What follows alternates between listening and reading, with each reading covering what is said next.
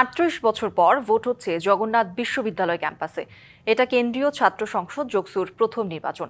এর আগে সর্বশেষ ১৯৮৭ সালে জগন্নাথ কলেজ থাকাকালে ছাত্র সংসদ নির্বাচন অনুষ্ঠিত হয়েছিল। এবারের নির্বাচনে মোট ভোটার ১৬,৪৪৫ জন।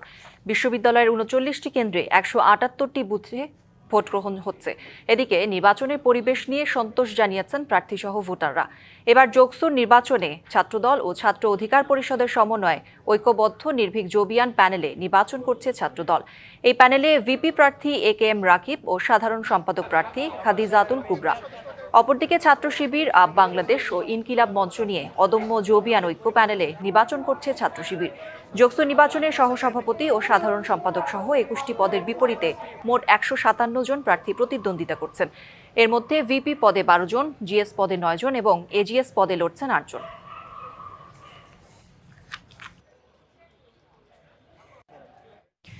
আরও জানাতে জগন্নাথ বিশ্ববিদ্যালয় ক্যাম্পাস থেকে যুক্ত হচ্ছেন সহকর্মী লিটন মাহমুদ। লিটন, দীর্ঘ ৩৮ বছর পর জোকসুর নির্বাচন কেমন দেখছেন? জোকসুর ভোটের বাতাস এবং প্রথমবার যারা জোকসু ভোটার হয়েছেন কি বলছেন সেই শিক্ষার্থীরা, জানাবেন।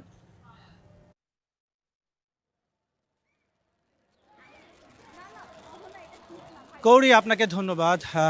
বিশ্ববিদ্যালয় প্রতিষ্ঠার ২ দশক পর জগন্নাথ বিশ্ববিদ্যালয় জকসুর নির্বাচনে ভোট দিচ্ছেন শিক্ষার্থীরা।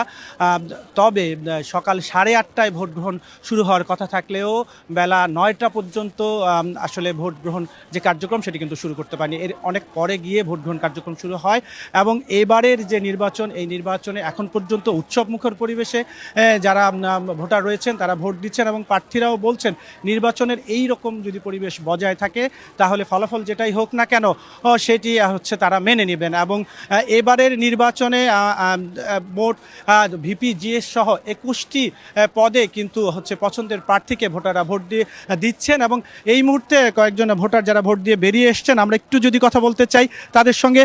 প্রায় বিশ্ববিদ্যালয় প্রতিষ্ঠার ২ দশক পর ভোট দিলেন, কেমন লাগছে?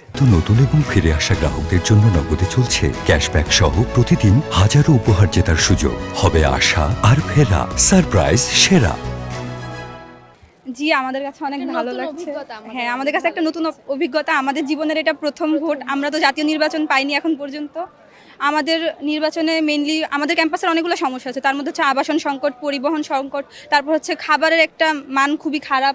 ক্যান্টিনের মধ্যে পর্যাপ্ত পরিমাণ খাবার থাকে না। দ্বিতীয় ক্যান্টিন করা হয়েছে কিন্তু সেখানে সেরকম খাবার ভালো না, যেটা সত্যি কথা।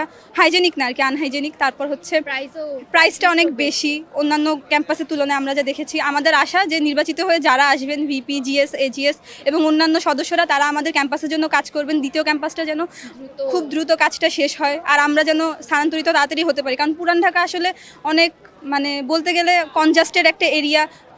কিছুদিন আগে আমরা দেখলাম যে ভূমিকম্প, সেটা নিয়ে একটা উত্তেজনা ছিল। এই কারণে আমাদের অনেক ডিপার্টমেন্টের পরীক্ষা পিছাইলো, ভাইবা পিছাইলো, আমরা অনেক পিছিয়ে গেলাম। এক দফা তো পিছিয়ে গিয়েছে ভোটেরই। এখন পর্যন্ত কি মনে হচ্ছে ভোটের পরিবেশ এবং কেমন লাগলো ভোট দিয়ে? পরিবেশ আলহামদুলিল্লাহ খুবই ভালো এবং আমি নিরাপদ ফিল করছি আর কি। দিলাম ভোট, কোনো ঝামেলা নেই, ভালো সব মিলিয়ে এখন পর্যন্ত স্থিতিশীল পরিবেশ। কি প্রত্যাশা করছেন?